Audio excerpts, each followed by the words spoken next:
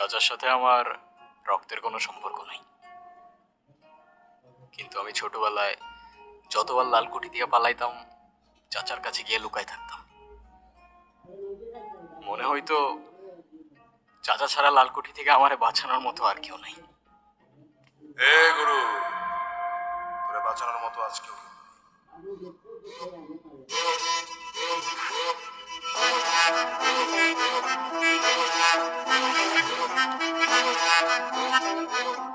পালানোর তো জায়গা নাই রে বাজান। আজকে দুইজনই যাবি, কিন্তু একটু তফাৎ আছে। মালা যাইব লালকুঠিতে, আর তুই যাবি এই কফিনে।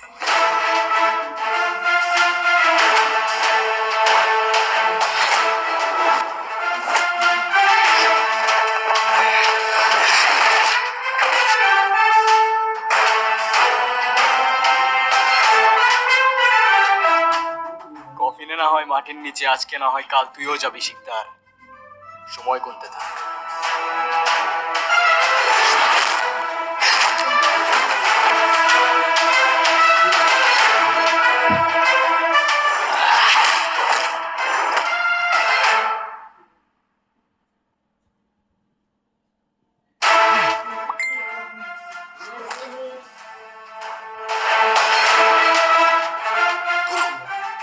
আমারটা খায়া বইরা বাইচা আসুস, আমারে ছবল মারতাছুস।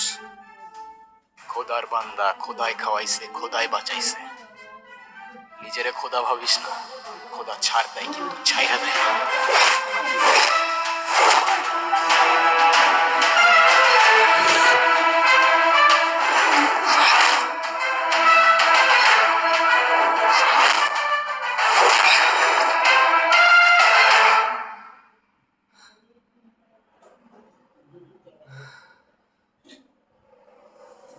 কিছু কথা বলতেছি, একবার বলবো দুইবার বলবো না, কান খোলার শোন শিকদার। আজকের পর থেকে আমি লালকুঠিরে আর লালকুঠি আমারে কেউ কাউরে চিনে না, কিন্তু লালকুঠির প্রত্যেকটা দেয়ালে আমার গল্প লেখা থাকবে। যে গল্প সত্য কিন্তু মানা যায় না, আর যে সত্য নগ্ন কিন্তু দেখা যায় না। তোর কোনো দোষ নাই, তোর গল্পই তোরে শিকদার বানাইছে, কিন্তু আমার গল্পে আমি আর গুরু হইতে চাই না। ভালো থাইকো কাকা, খোদা হাফেজ।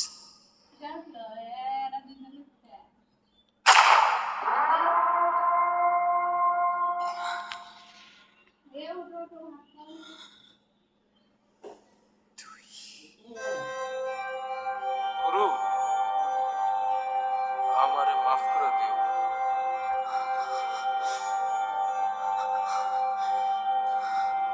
গুরু, সারা জীবন তো একটা জিনিসই খুঁজছিস না, তোর মা। হে গুরু, তোর মা আর কেউ না, বেগম সাম।